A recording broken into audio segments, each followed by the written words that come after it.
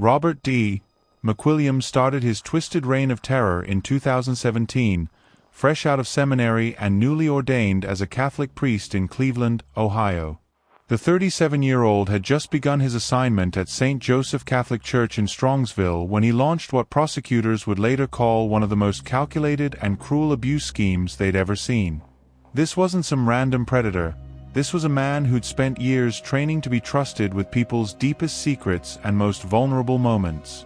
McWilliams had previously served as a seminarian at St. Helens Catholic Church in Newberry Township, where he'd already identified potential victims among the church families. He knew these kids, ate dinner with their families, attended their gatherings, and gained their complete trust. Parents saw him as the perfect young priest who genuinely cared about helping their children navigate the challenges of teenage life. Before we dive into this next shocking case, hit that subscribe button because you won't believe the twisted methods these predators used. But behind that friendly facade, McWilliams was running a sophisticated catfishing operation that would make seasoned internet predators jealous. He created fake female profiles on social media platforms and began targeting teenage boys from both St. Helens and St. Joseph parishes. The priest posed as attractive teenage girls, complete with stolen photos and carefully crafted personalities designed to appeal to lonely adolescent boys looking for connection. The scheme was diabolically simple yet devastatingly effective. McWilliams would strike up innocent conversations with his victims, gradually building trust and romantic interest. He'd spend weeks grooming each target, learning their insecurities, fears, and desires. Once he'd established that emotional connection, he'd escalate the conversations to more intimate topics, eventually convincing the boys to send sexually explicit photos and videos. The moment those images hit his phone, McWilliams transformed from charming teenage girl to ruthless blackmailer. He'd threatened to send the explicit content to the boys' families, friends, and classmates unless they provided even more graphic material. When victims tried to resist, he'd follow through on his threats, actually sending the photos to their mothers just to prove he wasn't bluffing. What made this case particularly heinous was how McWilliams weaponized the sacred confessional.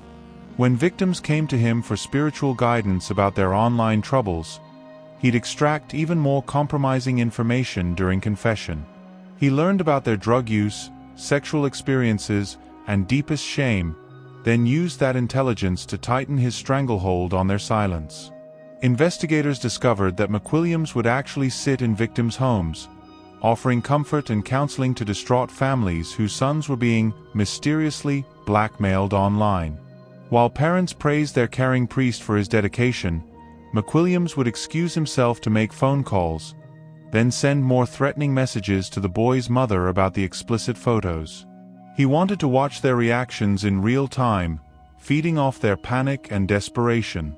The third victim's story revealed even darker depths to McWilliams' depravity.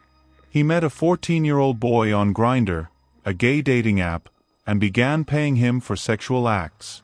But McWilliams wasn't satisfied with just one victim. He actively recruited the teenager to find more boys, offering what investigators described as a finder's fee for bringing him additional targets. Law enforcement finally caught up with McWilliams in 2019 when two families from St. Helens filed complaints about their sons being extorted online. Geauga County investigators traced the threatening messages directly back to the priest, leading to a search warrant execution at his living quarters within St. Joseph Church. What they found was absolutely staggering. McWilliams had amassed over 1,000 videos and images of child pornography, including footage of toddlers being raped. His collection contained explicit images of the specific victims whose families had filed complaints, proving the connection between his online persona and real identity. Investigators also discovered evidence that he'd paid multiple teenage boys for sexual acts and had synchronized his illegal content to the church's own computer server. The most chilling detail came from lead investigator Richard Warner, who revealed that McWilliams had stored child pornography directly on St. Joseph Church's server. When investigators informed diocese officials about the contraband material on their own equipment, church leaders simply acknowledged it and said they'd remove it. Yet when questioned later, the diocese claimed McWilliams never used church equipment for his crimes. McWilliams pleaded guilty to juvenile sex trafficking, sexual exploitation of children, and transportation of child pornography in July 2021. Federal prosecutors labeled him a triple threat and sociopath, noting his cunning, calculating, and extremely cruel methods. They argued he should spend the rest of his life behind bars for the psychological devastation he'd inflicted on his victims. During sentencing in November 2021, McWilliams offered a hollow apology, claiming he was ashamed and sorrowful for his actions. He even had the audacity to say he longed for the day he could receive sacraments again, as if his crimes were merely spiritual lapses rather than calculated predatory behavior. Judge Sarah Lyoy sentenced McWilliams to life in prison without the possibility of parole. He received additional concurrent sentences of 30 years for sexual exploitation and 20 years for child pornography charges. The life sentence sent a clear message that using religious authority to abuse children would face the harshest possible consequences. The story took its final twisted turn in February 2022 when McWilliams died by suicide at Allenwood Federal Prison in Pennsylvania, just 4 months after his sentencing. His death came before Pope Francis could officially dismiss him from the priesthood, though the Vatican completed that process posthumously in December 2021. McWilliams left behind multiple devastated families and victims whose lives were forever altered by his calculated abuse of religious trust and sacred confessional secrets. Fernando Karadima wasn't just any ordinary priest who happened to stumble into a position of power. He was a master manipulator who spent decades carefully constructing one of the most insidious systems of abuse Chile had ever seen. From the 1970s until 2010, this charismatic predator operated from his base at Parroquia El Bosque, serving some of Santiago's wealthiest and most influential families while secretly turning confession and spiritual direction into weapons of psychological warfare against vulnerable young men. Karadima's operation was methodical and sophisticated. He specifically targeted boys from Chile's social elite, knowing their families had connections to powerful political figures including officials in Augusto Pinochet's military dictatorship. These weren't random victims, they were carefully selected targets from families that would be less likely to speak out against such a respected religious figure. The priest understood that attacking the children of Santiago's upper class would give him protection through their parents' social networks. The confessional became Karadima's primary hunting ground. Young men would enter seeking spiritual guidance, only to find themselves trapped in what survivors later described as a web of psychological manipulation that lasted for years. Juan Carlos Cruz, one of Karadima's most vocal survivors, arrived at El Bosque in 1980 as a vulnerable 17-year-old who'd recently lost his father. Karadima promised to be like a spiritual father to him, but instead used that trust to begin a pattern of abuse that would continue for 2 decades. Karadima's method was particularly cruel because he weaponized the most sacred aspects of Catholic practice.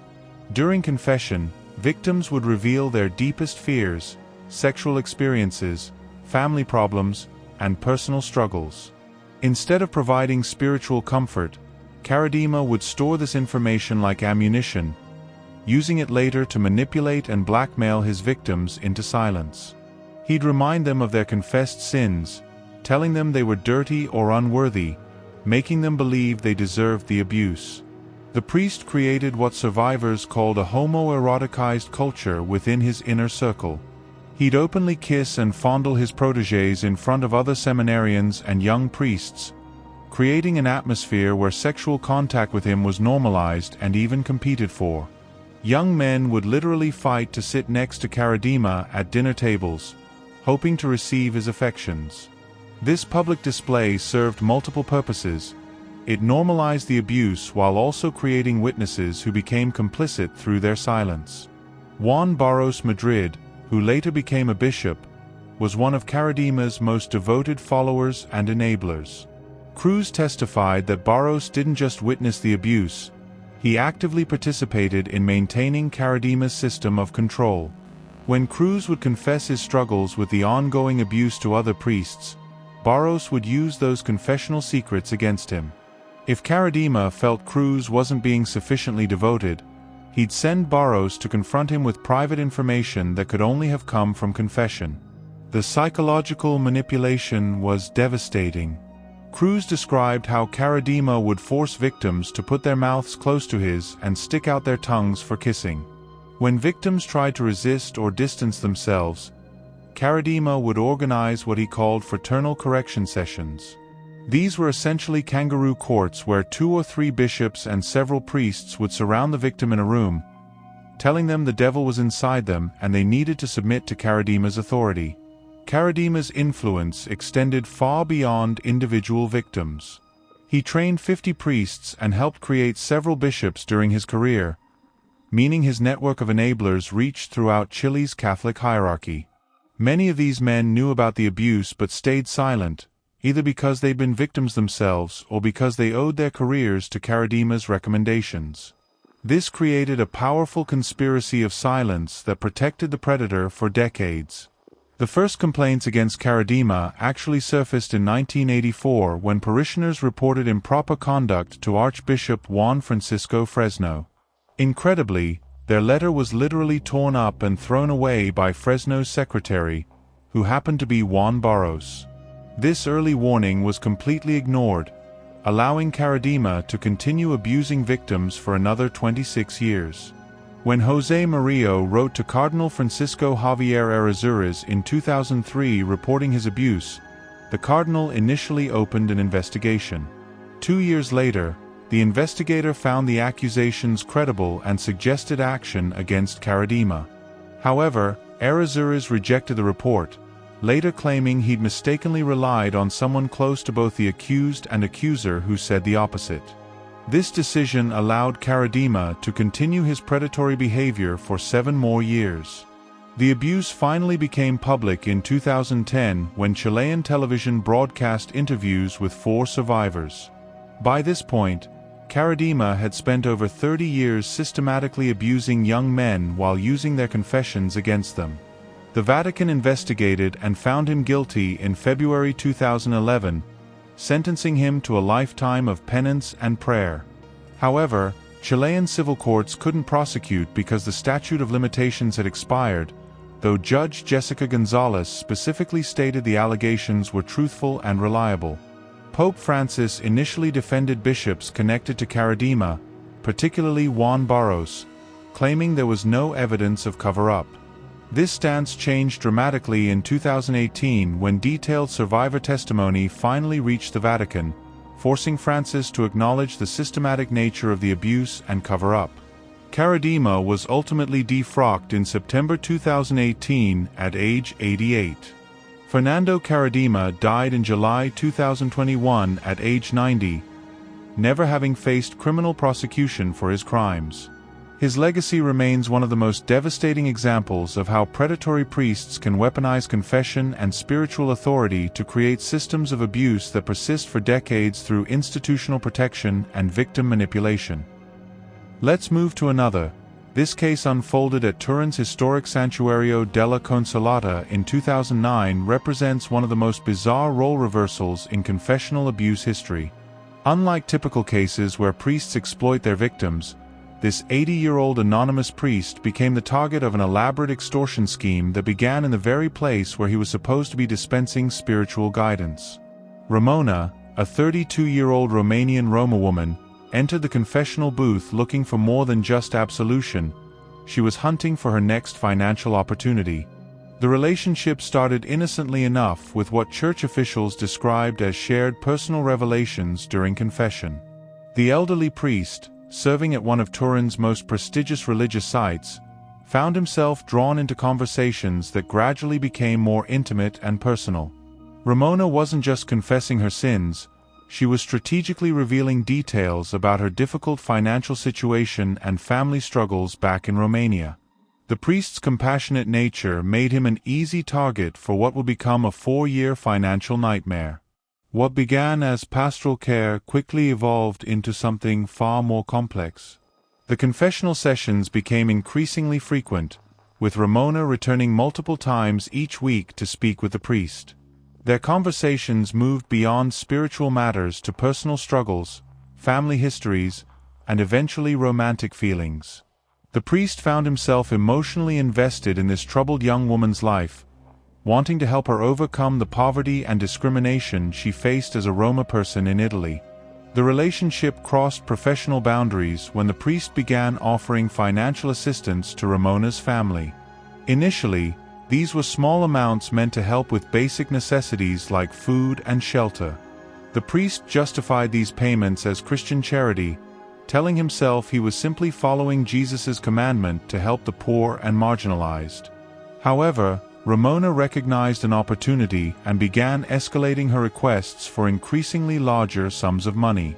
The confessional booth became the staging ground for what would become a sophisticated manipulation campaign.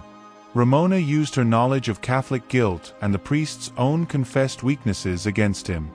When their relationship became physical, she gained the ultimate leverage over her elderly victim. The priest found himself trapped between his religious vows, his genuine feelings for Ramona, and his growing fear of public exposure. Ramona's blackmail strategy was methodical and cruel.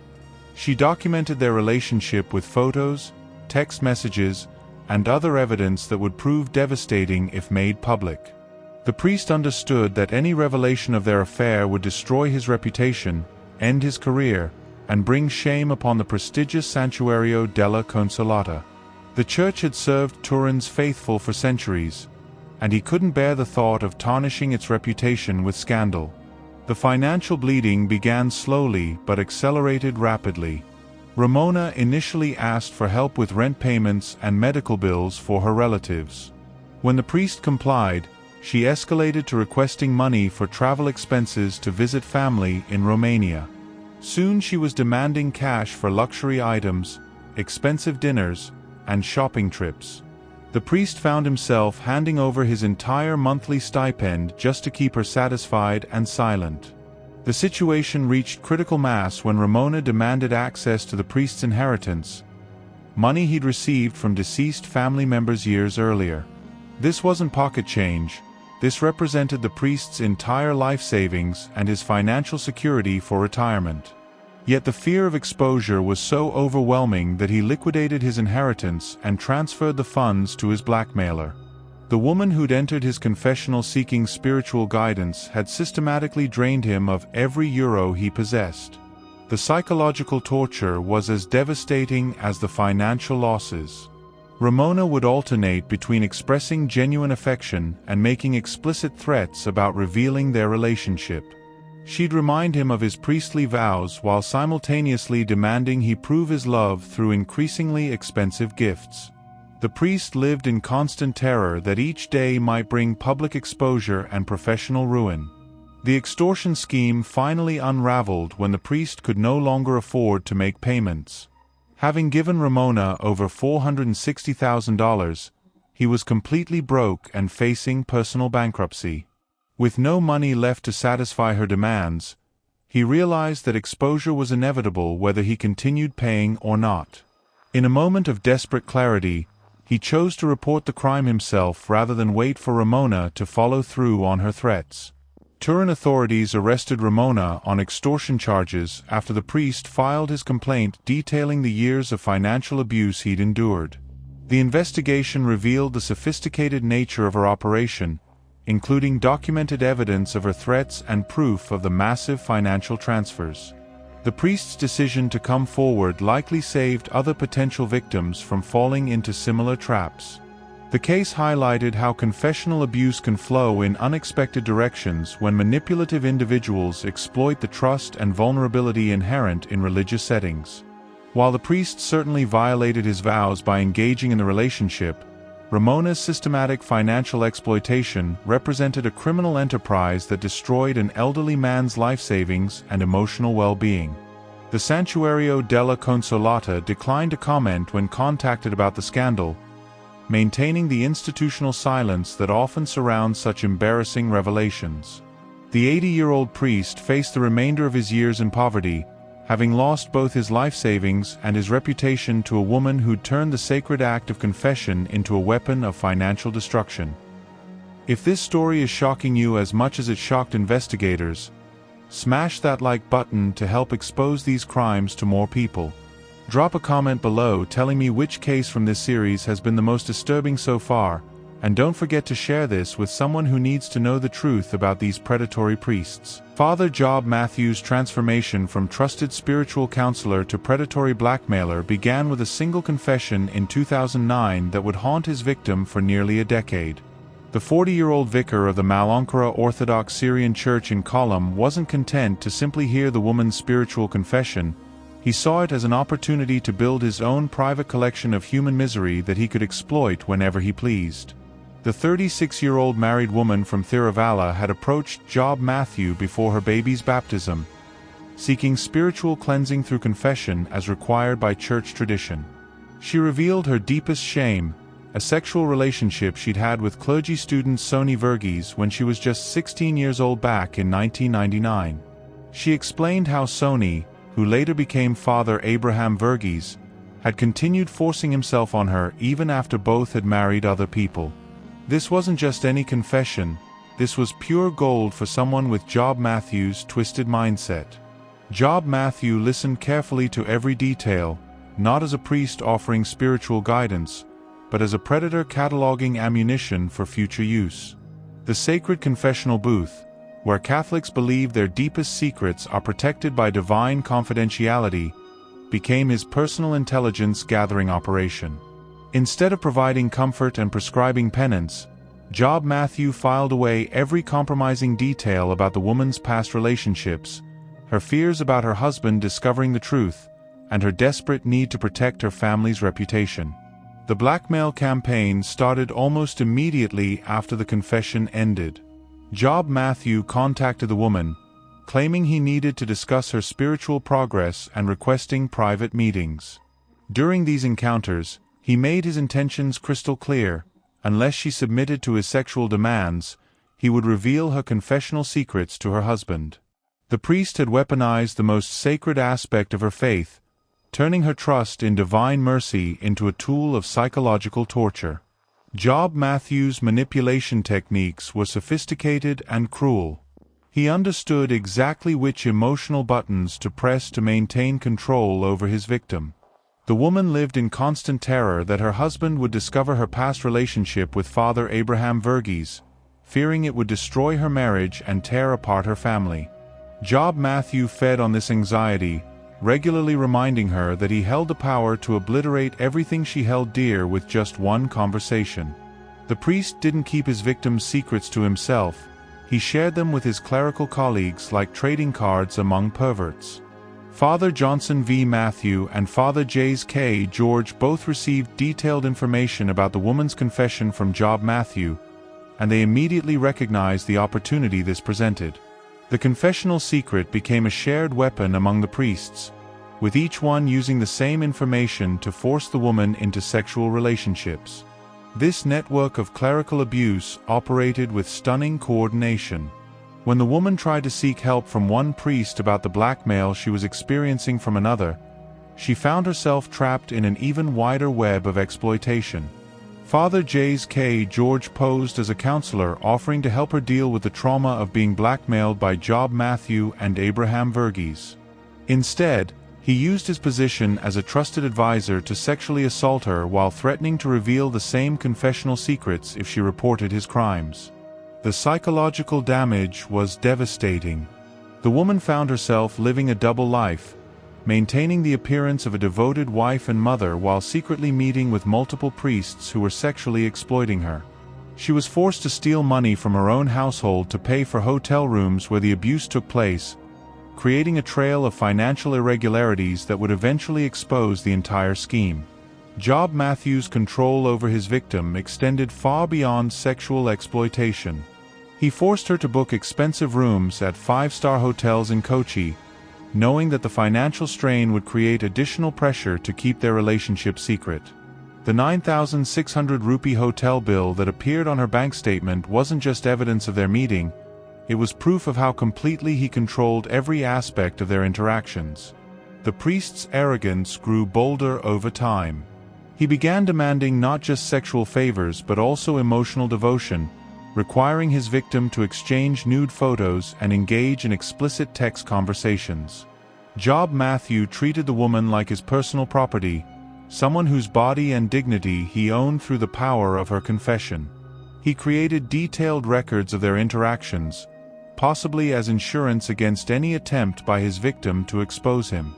The scheme finally began unraveling when the woman's husband noticed suspicious bank transactions and confronted her about the hotel charges.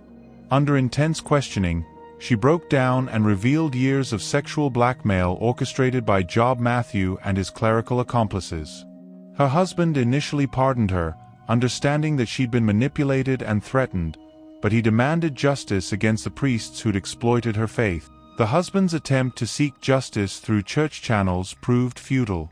Church officials showed no interest in investigating or punishing Job Matthew and his conspirators, instead treating the matter as a private dispute that should be handled quietly.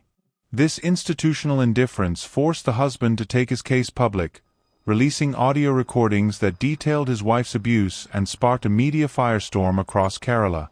Job Matthew's legal troubles accelerated rapidly once the case gained public attention.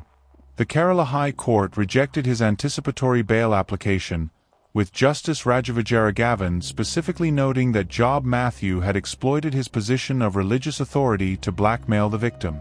The judge described him as a predator who used confessional secrets to extract sexual favors through threats and intimidation.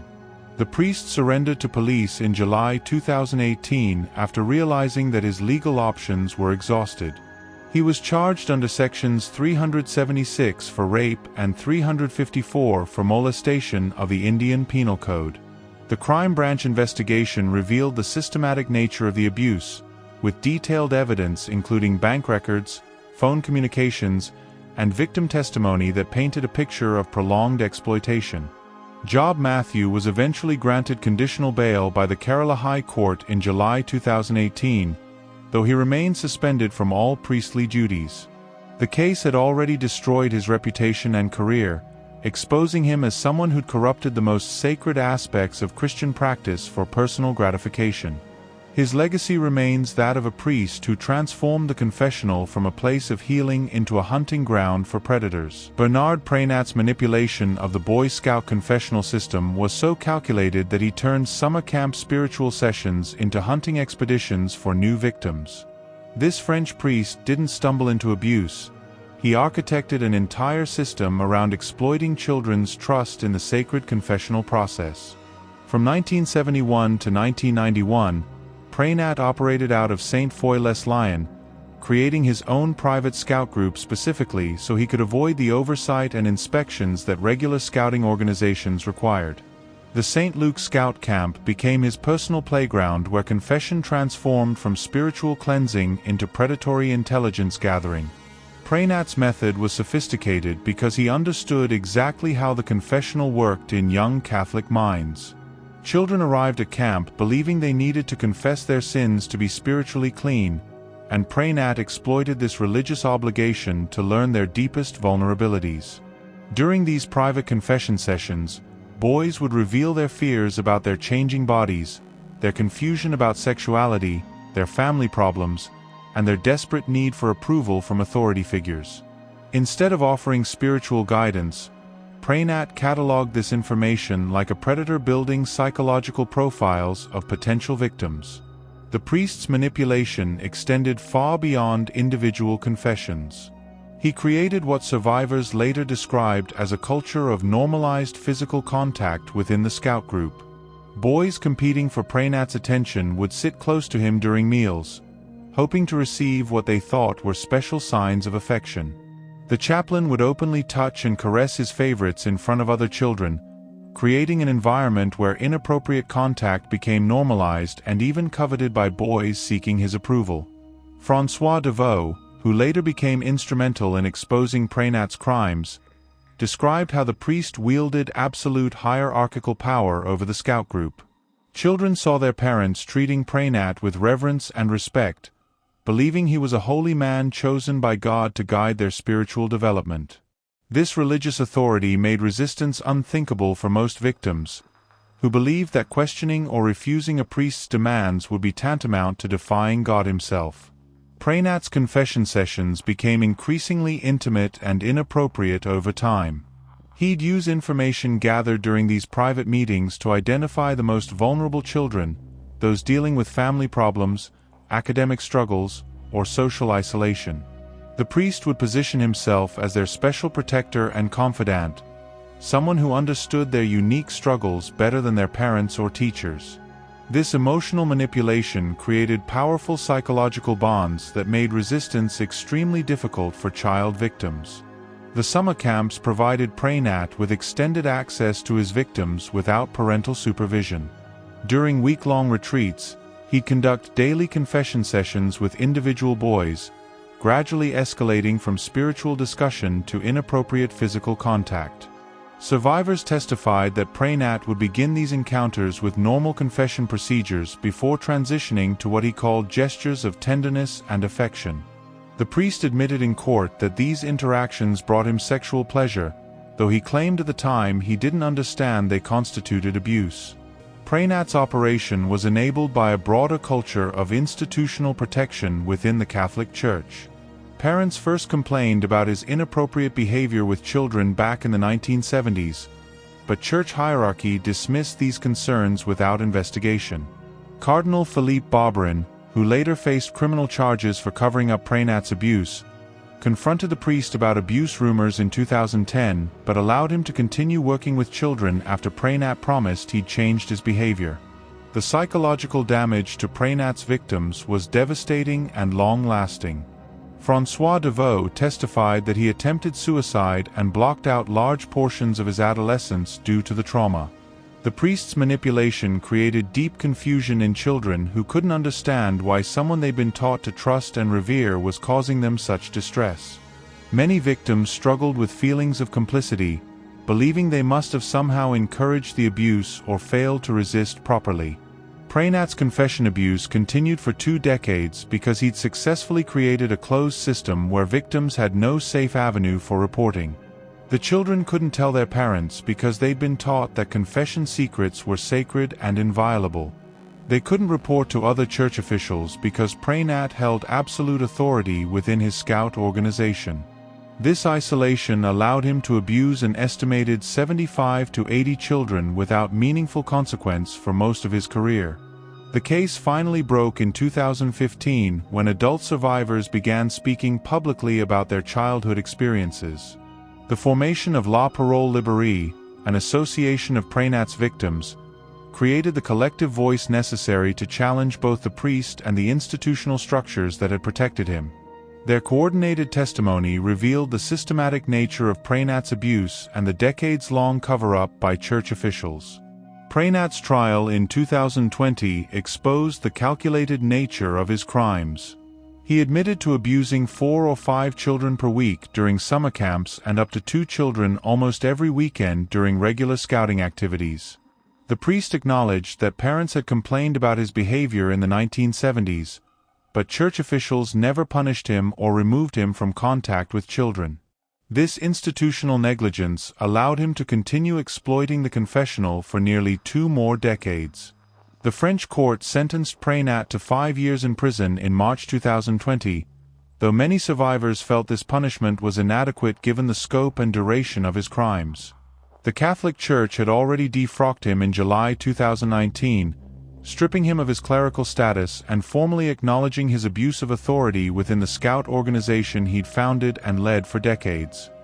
Luca Morini earned his nickname Don Euro through his outrageously expensive tastes and his genius for turning the confessional into a profit center.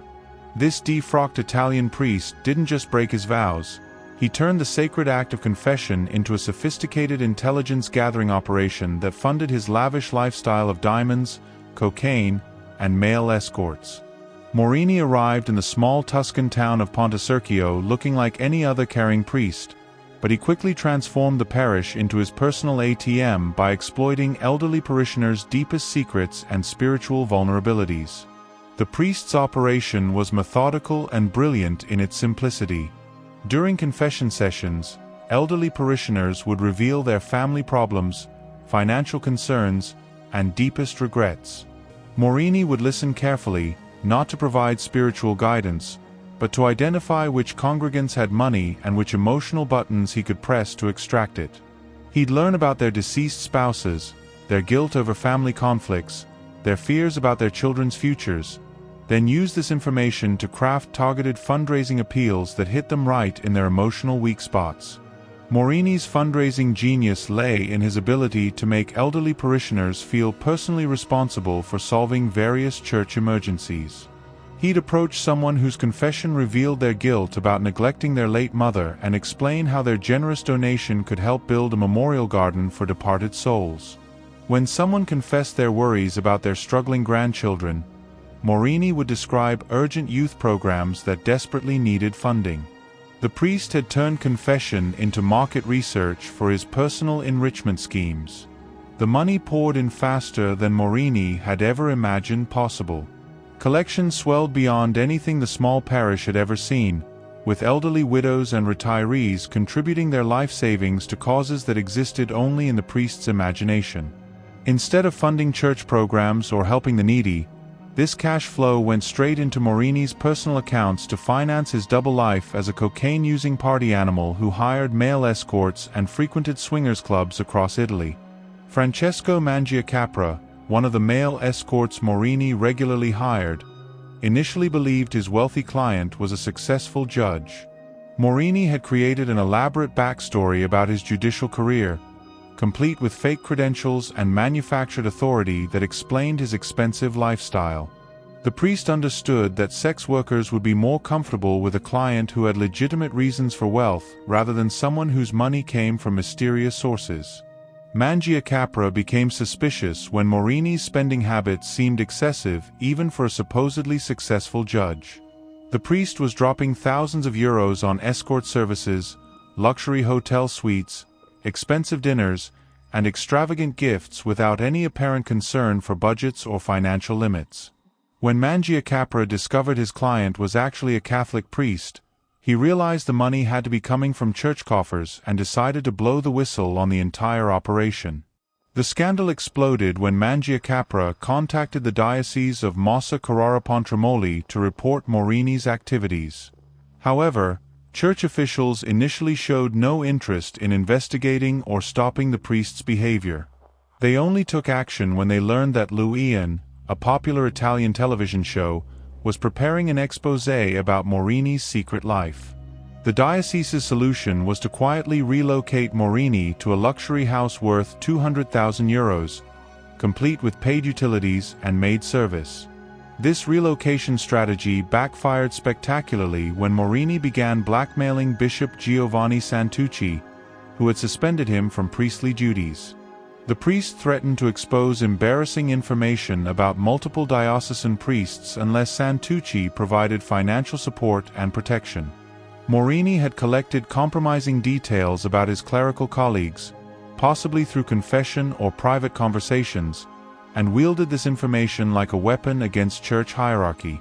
Santucci found himself trapped by Morini's threats and began transferring money to keep the defrocked priest quiet. He handed over 4,500 euros from his personal bank account and an additional 1,000 euros from diocesan funds. The bishop also arranged for the expensive house purchase and ongoing living expenses, essentially paying ransom to prevent Morini from exposing whatever secrets he'd gathered about other priests. Morini's blackmail operation expanded beyond individual targets to include systematic documentation of clerical misconduct across Italy. Working with Mangiacapra, who had developed an extensive network of clients among Catholic clergy, Morini compiled detailed records of priests engaging in homosexual relationships, drug use, and financial impropriety. This information became his insurance policy against church retaliation and his ticket to continued financial support.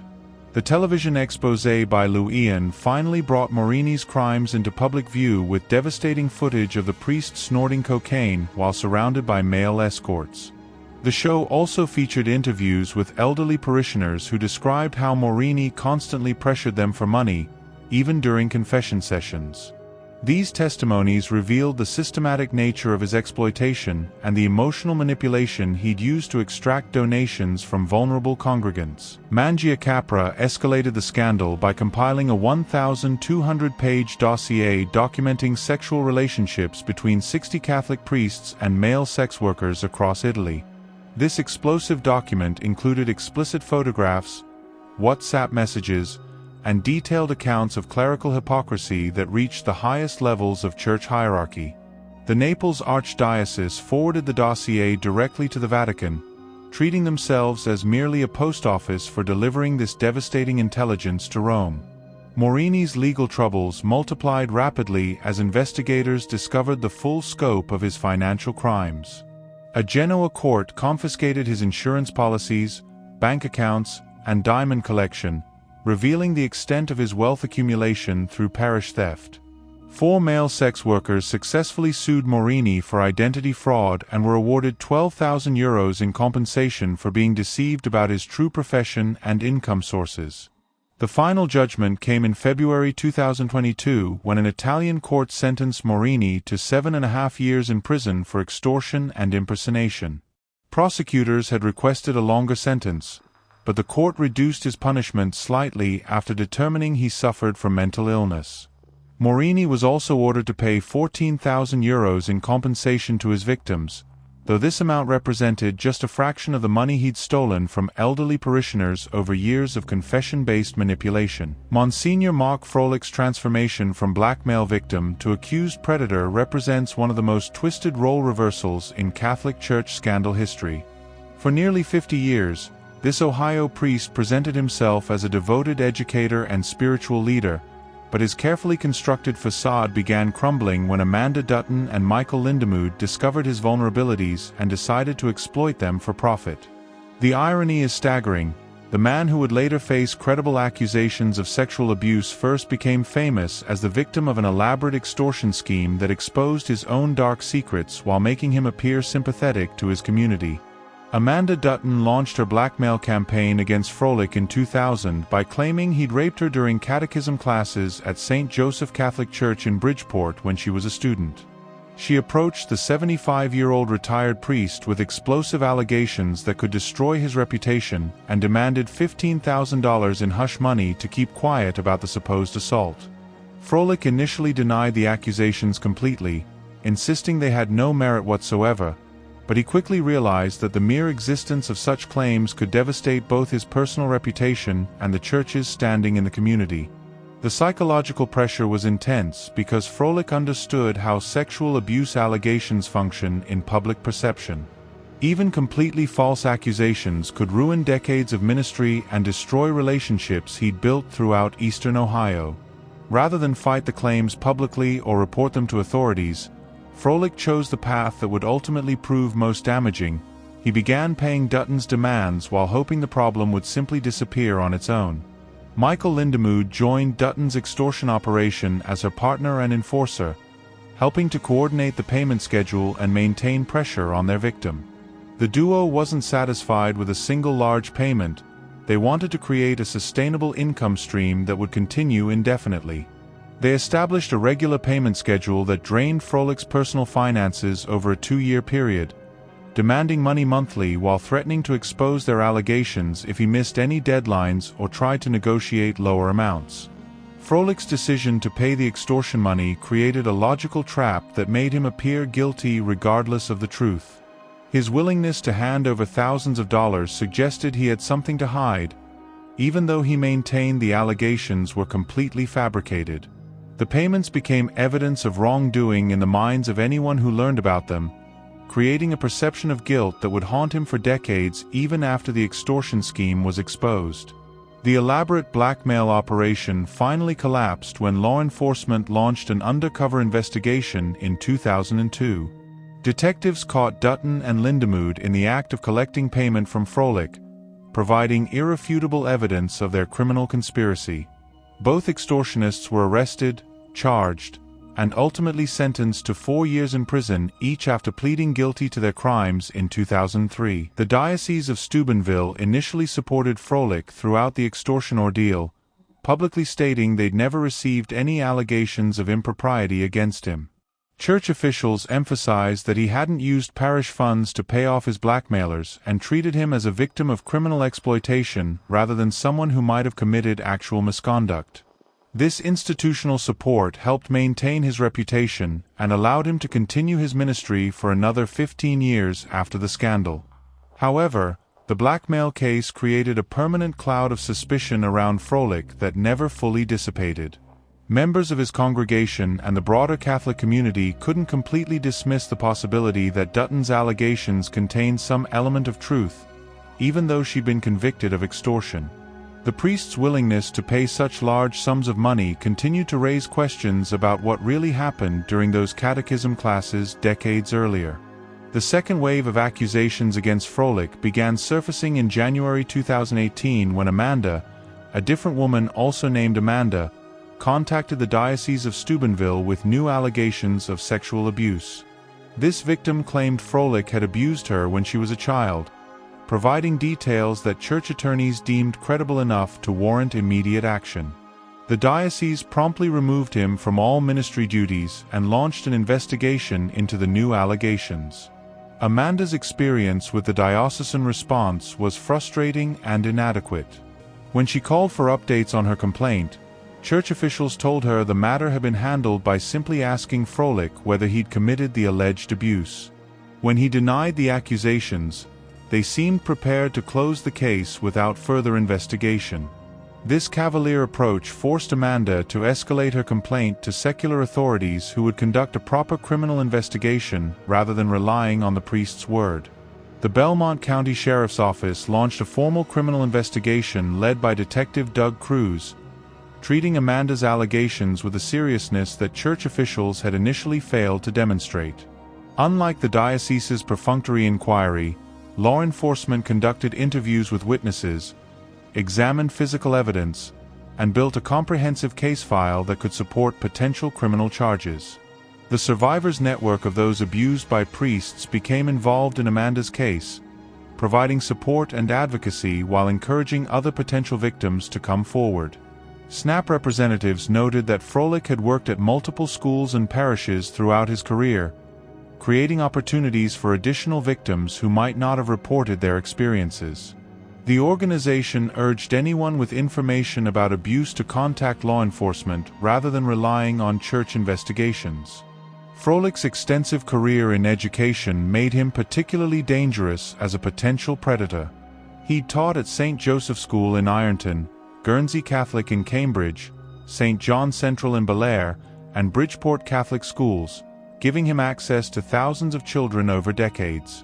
According to SNAP, he faced accusations of victimizing children at every single school where he worked, suggesting a pattern of predatory behavior that spanned his entire career. The most damning revelation was that victims who tried to report Froelich's abuse were reportedly blamed for their own victimization by other clergy and church staff. This institutional gaslighting created additional trauma for survivors while protecting Froelich from consequences for his alleged crimes. The pattern suggests a systematic cover-up that extended far beyond individual incidents of abuse to include active suppression of victim testimony. In March 2023, the Diocese of Steubenville quietly added Froelich to their list of credibly accused priests, decades after the first allegations surfaced and years after his removal from ministry. This belated acknowledgement came with minimal public notice, reflecting the Church's preference for handling such announcements as quietly as possible to avoid drawing attention to their institutional failures in protecting children from dangerous clergy. Before moving, please do us a favor by subscribing. Anater case, the Myon Stir Diocese investigation which uncovered one of the most systematic examples of confessional exploitation in Catholic Church history, revealing how nearly 200 clergy members turned sacred spiritual practices into weapons of manipulation and control. Between 1945 and 2020, 183 priests, along with 12 religious brothers and a permanent deacon, orchestrated what researchers called a culture of abuse that touched every aspect of church life in this German region. These weren't isolated incidents by rogue clergy members. This was an institutional system where confession became the primary hunting ground for predators seeking vulnerable targets.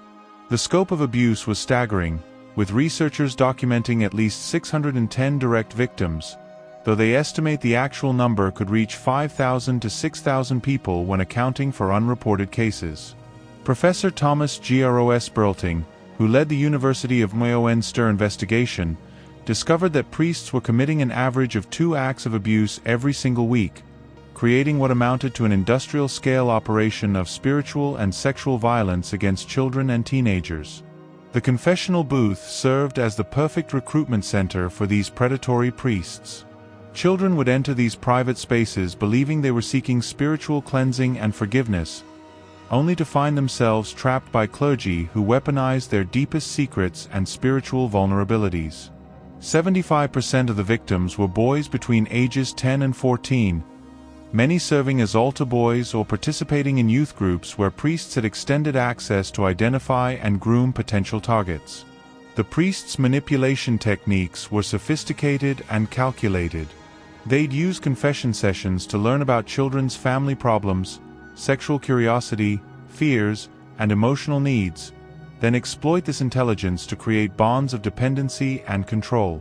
Historian Natalie Porosnik noted that victims often had close connections to the church through altar service, youth camps, or sacramental preparation, giving predatory priests multiple opportunities to observe and select vulnerable children for abuse. What made the Munster situation particularly heinous was how priests shared information and coordinated their activities. Research revealed that abusive clergy would discuss their victims with each other, sometimes passing children between different priests like commodities. The confessional secrets became currency within these networks, with priests using compromising information to ensure victim silence while also identifying new targets based on family dynamics and psychological vulnerabilities revealed during spiritual counseling. The institutional cover-up was massive and deliberate. Bishops Michael Keller, Joseph Herfner, Heinrich Tenhumberg, and Reinhard Lettmann, who led the diocese between 1947 and 2008, knew about the systematic abuse but chose protection over prevention. When complaints surfaced, church officials would typically transfer abusive priests to new parishes without warning communities about their histories or restricting their access to children. Only 12% of accused priests were actually removed from their positions despite documented evidence of abuse. The remaining 88% continued their pastoral duties, often in new locations where they could access fresh victims who had no knowledge of their histories. This transfer system created what researchers called a revolving door of abuse, where predatory priests could restart their exploitation cycles in unsuspecting communities across Germany. The research revealed that confession abuse often escalated to physical violence. Priests would use spiritual authority to justify increasingly severe punishments and control measures, telling children that resistance to their demands was equivalent to defying God Himself. This spiritual manipulation was particularly effective because victims couldn't distinguish between legitimate religious authority and criminal exploitation, making resistance psychologically impossible for most children. Some priests operated what witnesses described as confession mills, scheduling back-to-back private sessions with multiple children to maximize their opportunities for abuse and intelligence gathering. These marathon confession sessions would last hours, with priests systematically extracting compromising information from each child before moving to the next victim. The sacred act of confession became a factory line for producing psychological profiles that enabled targeted abuse. The financial resources of the Munster diocese enabled this systematic abuse by providing priests with comfortable lifestyles and institutional protection that made them nearly untouchable. Wealthy parishes funded extensive youth programs and residential facilities that gave abusive clergy extended access to children while creating environments where abuse could occur without oversight or interruption. Recent academic research has identified confession as one of the highest risk settings for clerical grooming, particularly because it combines complete privacy, emotional vulnerability, and absolute power dynamics. The Munster study confirmed that priests deliberately exploited these conditions to identify children with specific vulnerabilities, then used their confessed secrets as psychological weapons to ensure compliance and silence. The investigation found that current Bishop Felix Gen, who assumed leadership in 2008, was initially slow to implement meaningful reforms despite growing awareness of the abuse crisis. Even after the German national study in 2018 revealed widespread clergy abuse, the Münster diocese continued operating under systems that prioritized institutional reputation over victim protection and accountability. Professor Klaus Gross-Kracht described the findings as a frightening assessment that revealed how confession could be systematically weaponized by predatory clergy. The Münster case represents one of the most thoroughly documented examples of how sacred religious practices can be corrupted into tools of exploitation when institutional oversight fails and clerical authority operates without meaningful accountability or transparency. Cardinal Jean-Pierre Ricard's transformation from respected French church leader to confessed child abuser reveals how spiritual authority can mask decades of criminal behavior while providing the perfect cover for exploitation. This 78-year-old cardinal spent his entire career climbing the ecclesiastical ladder, serving as bishop in Coutances, Montpellier, and Bordeaux while secretly carrying the burden of what he called reprehensible behavior from his early priesthood.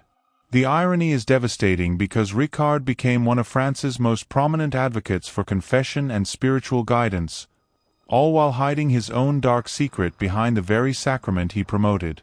The abuse occurred 35 years ago when Ricard was a parish priest in the Archdiocese of Marseille during the 1980s. He held tremendous spiritual authority over a 14-year-old girl who likely trusted him completely as her confessor and spiritual guide. The power dynamics were absolutely crushing because children in Catholic families are taught that priests speak with God's authority and that questioning them is tantamount to questioning divine will itself. This creates perfect conditions for manipulation because victims can't distinguish between legitimate spiritual counsel and criminal exploitation. Ricard's confession came during the French Bishops' Conference in Lourdes in November 2022, delivered through a letter read by Archbishop Eric de Moulins-Beaufort while 120 bishops sat in stunned silence. The timing wasn't coincidental because the French Catholic Church was already reeling from a massive abuse report released in 2021 that revealed 330,000 victims over 70 years. Church leaders were under intense pressure to address their crisis of credibility, and Ricard's admission added another devastating blow to their reputation. The cardinal's statement was carefully crafted to acknowledge wrongdoing while minimizing specific details about his crimes. He admitted to behaving reprehensibly with the girl and acknowledged causing serious and lasting consequences for this person, but he didn't specify the exact nature of his actions. This vague language is typical of how church officials handle abuse admissions because they want to appear contrite without providing ammunition for criminal prosecutions or civil lawsuits. What makes Ricard's case particularly significant is his role within the Vatican's Dicastery for the Doctrine of the Faith, the very office responsible for investigating clerical abuse cases worldwide. The man who helped judge other priests' crimes had been carrying his own secret for decades, creating a stunning conflict of interest that undermines the credibility of every investigation he participated in. His position gave him insider knowledge of how abuse cases are handled, possibly helping him avoid detection for so long. The victim's experience demonstrates how confession can become a weapon when wielded by predatory priests. Ricard likely used his spiritual authority to manipulate the girl's understanding of sin, forgiveness, and religious obligation. Children who experience abuse from priests often struggle with profound spiritual confusion because they can't reconcile their trauma with their religious beliefs about divine authority and clerical sanctity. French prosecutors in Marseille launched an investigation immediately after Ricard's confession, though they faced significant legal challenges due to France's statute of limitations for sexual crimes. Generally, charges for sexual abuse of minors must be filed within 20 years of the victim's 18th birthday, meaning the window for prosecution had likely closed decades ago.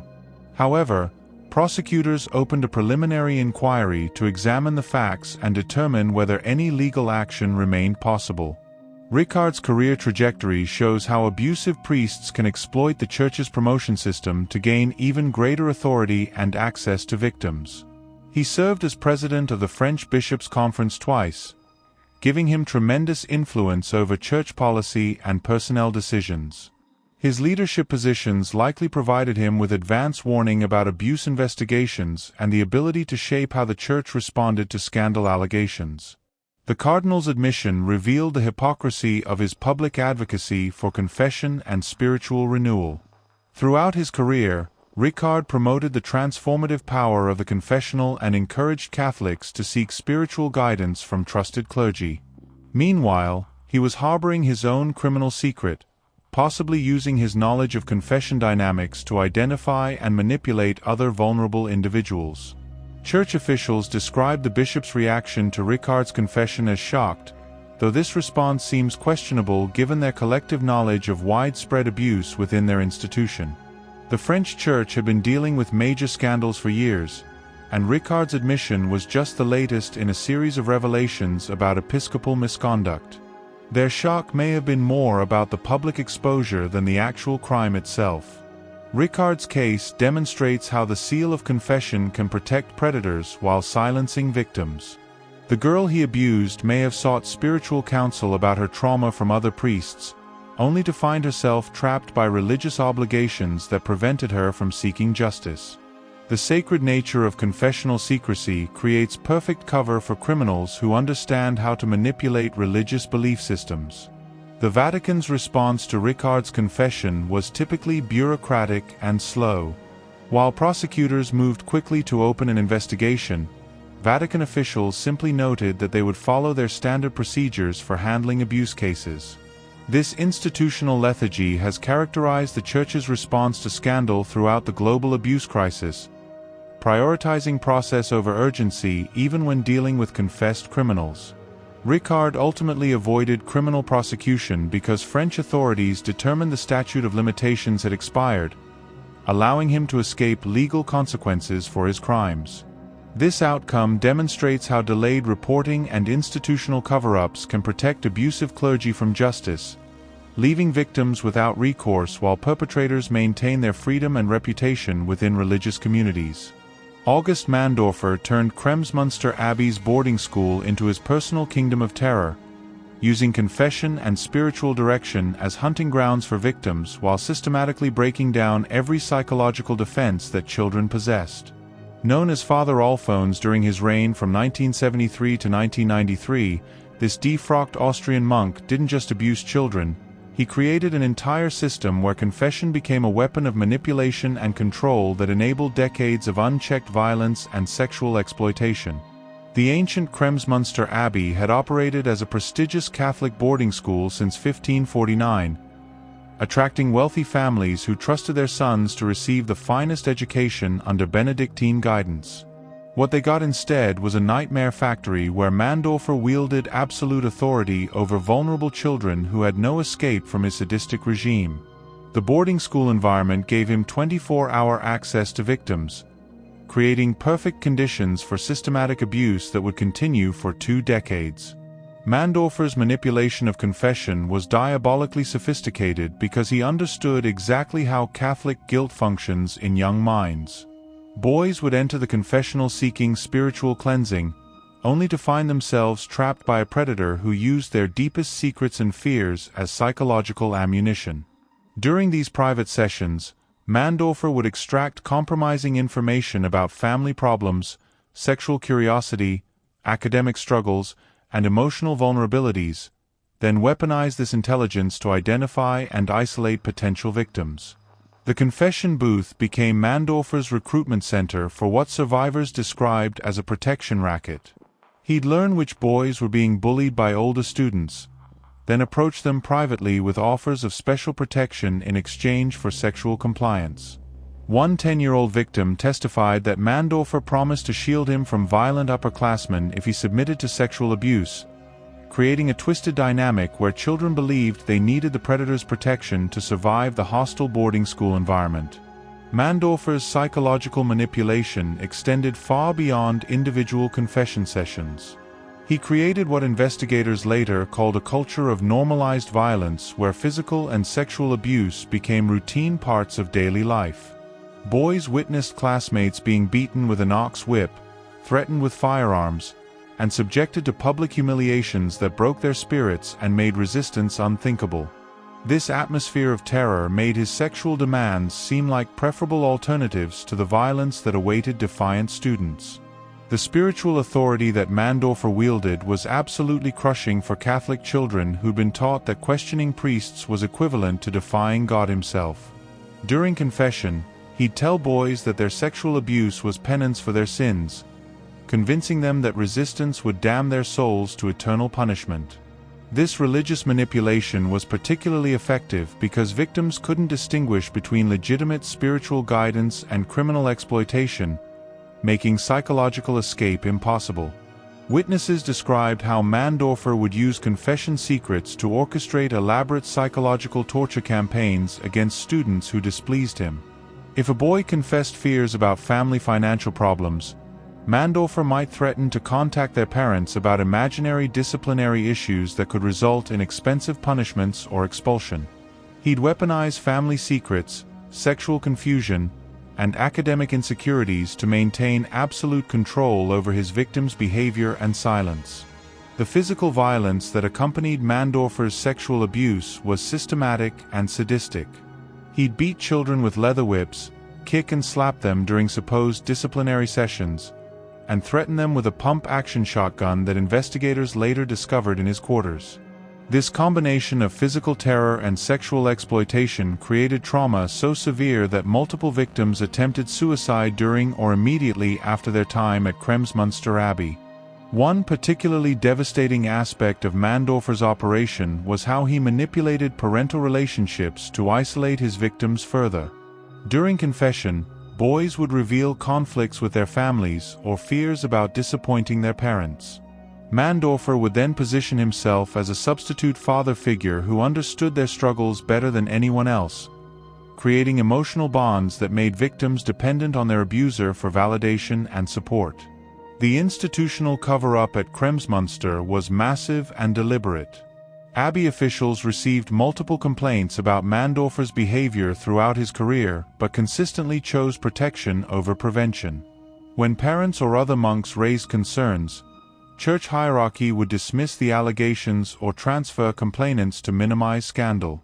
This institutional complicity allowed Mandorfer to operate with complete impunity for 20 years while destroying dozens of young lives. The true scope of Mandorfer's crimes only emerged in 2010 when 40 former students came forward with detailed testimonies about systematic abuse.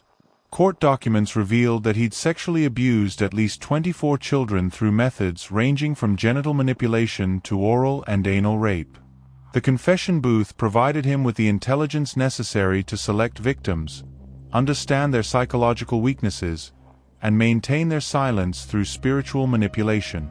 Investigators discovered that Mandorfer had maintained detailed records of his victims, possibly including information gathered during confession sessions.